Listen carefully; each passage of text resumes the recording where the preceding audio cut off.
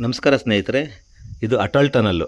ಇದನ್ನು ನಮ್ಮ ಭಾರತದ ಒಂದು ಹೆಮ್ಮೆಯ ಯೋಜನೆ ಅಂತಲೇ ಹೇಳ್ಬೋದು.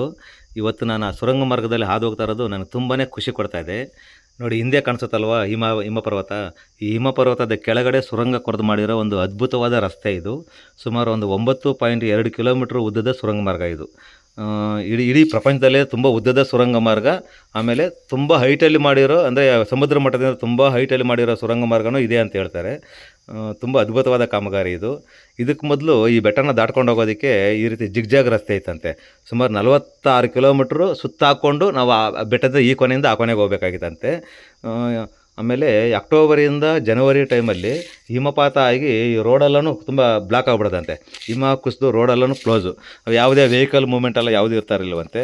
ಇದು ನ್ಯಾಷನಲ್ ಹೈವೇ ನಂಬರ್ 3 ಇದು. NH ಅಂದರೆ ನಿಮ್ಗೆ ಗೊತ್ತು, ತುಂಬಾ ವೆಹಿಕಲ್ಸ್ ಓಡಾಡ್ತವೆ. ಈ ರೋಡ್ ಕ್ಲೋಸ್ ಆದಾಗ 6 ತಿಂಗಳು ಈ ರೋಡನ್ನು ಮುಚ್ಚಿಬಿಡೋರಂತೆ. ಮುಂದಿನ ಹತ್ತು ಕಡೆಗಿರೋ ಗ್ರಾಮಗಳಿಗೆಲ್ಲನೂ ಸಂಪರ್ಕನೇ ಇರ್ತಾ ಇರಲಿಲ್ವಂತೆ.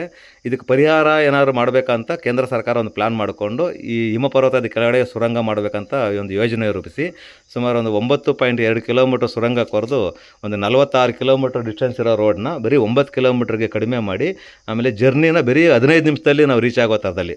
ಆ ರೋಡಲ್ಲಾಗಿದ್ದರೆ ಒಂದು 5:30 6 ಗಂಟೆ ಟೈಮ್ ಜರ್ನಿ ಆಗೋದು.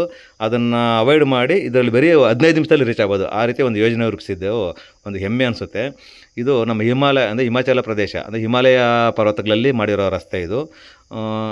ಈ ನ್ಯಾಷನಲ್ ಹೈವೇ ಲೇಹ್ ಲಡಾಖ್ ಅಂತೀವಲ್ವ, ಆ ಲೇಹ್ಗೆ ಮೇನ್ ರೋಡ್ ಇದು. ಈ ಸುರಂಗ ಮಾರ್ಗದ ಒಳಗಡೆ ನಾವು ಎಂಟ್ರಾದರೆ ಒಂದು ಅದ್ಭುತ ಒಂದು ಖುಷಿ ಕೊಡುತ್ತೆ. ಹೇಗಂದರೆ ನಾವು ನಮ್ಮ ದೇಶದಲ್ಲಿದ್ದೀವ ಇಲ್ಲ ಹೊರದೇಶದಲ್ಲಿದ್ದೀವ ಅನ್ನೋ ಒಂದು ಫೀಲ್ ಆಗುತ್ತೆ.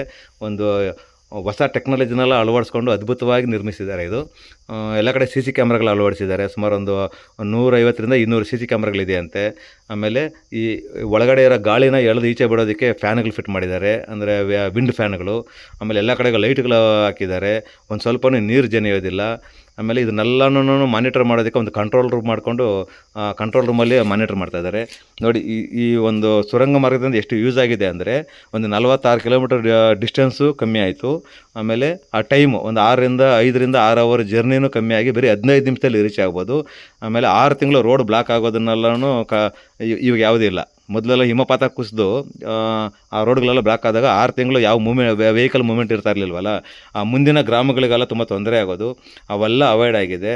ಒಂದು ಅದ್ಭುತವಾದ ಒಂದು ಕಾಮಗಾರಿ. ನಮ್ಮ ಈ ಸಂಪೂರ್ಣ ಯಾತ್ರೆಯಲ್ಲಿ ಡೆಲ್ಲಿಯಿಂದ ಜಮ್ಮು ಕಾಶ್ಮೀರ, ಪಂಜಾಬು, ಹಿಮಾಚಲ ಪ್ರದೇಶ, ಈ 3 ಸ್ಟೇಟ್ಗಳಲ್ಲಿ ಸುಮಾರು ಒಂದು 2200 ಕಿಲೋಮೀಟ್ರು ನಾವು ಜರ್ನಿನ ಬಸ್ಸಲ್ಲೇ, ಅಂದರೆ ರಸ್ತೆ ಮಾರ್ಗವಾಗೇ ಹೋಗಿದ್ದು. ಈ ರೀತಿ ಒಂದು ಸುರಂಗ ಮಾರ್ಗಗಳು ಒಂದು 20ರಿಂದ 25 ಸುರಂಗ ಮಾರ್ಗಗಳಲ್ಲಿ ನಾವು ಹಾದು ಹೋಗಿದ್ದೀವಿ. ಒಂದಲ್ಲ ಎರಡಲ್ಲ. ನಾವು ಅಟಲ್ ಟನಲ್ ಒಂದೇ ಅಲ್ಲ, ಈ ರೀತಿ ಸಣ್ಣ ಸಣ್ಣ ಸುರಂಗ ಮಾರ್ಗಗಳು ಒಂದು 2 ಕಿಲೋಮೀಟ್ರು, 3 ಕಿಲೋಮೀಟ್ರು, 5 ಕಿಲೋಮೀಟ್ರು, ಈ ರೀತಿ ಬೆಟ್ಟ ಗುಡ್ಡಗಳಲ್ಲಿ ಸುರಂಗ ಕೊರೆದು ಮಾಡಿರೋ ರಸ್ತೆಗಳು ಅದ್ಭುತವಾಗಿದೆ. ಸುಮಾರು ಒಂದು 25ರಿಂದ 30 ಸುರಂಗ ಮಾರ್ಗಗಳು ನಾವು ಹಾದು ಹೋಗಿದ್ದೀವಿ. ಆಗೋದಿಲ್ಲ ಅನ್ನೋ ಕಡೆಗಳೂ ಸುರಂಗ ಕೊರೆದು ರಸ್ತೆ ಮಾಡಿದ್ದಾರೆ. ಮೊದಲೆಲ್ಲನೂ ಬೆಟ್ಟನ ಸುತ್ತಾಕೊಂಡು ಬರೋರು. ಅದು ಹಿಮಪಾತ ಆಗಿ ರೋಡೆಲ್ಲ ಬ್ಲಾಕ್ ಆಗೋದು, ಮುಂದೆ ಹಳ್ಳಿಗಳಿಗೆಲ್ಲ ಸಂಪರ್ಕ ಕಡ್ದೋಗೋದು, ಇದೆಲ್ಲ ಆಗ್ತಾಯಿತ್ತಂತೆ.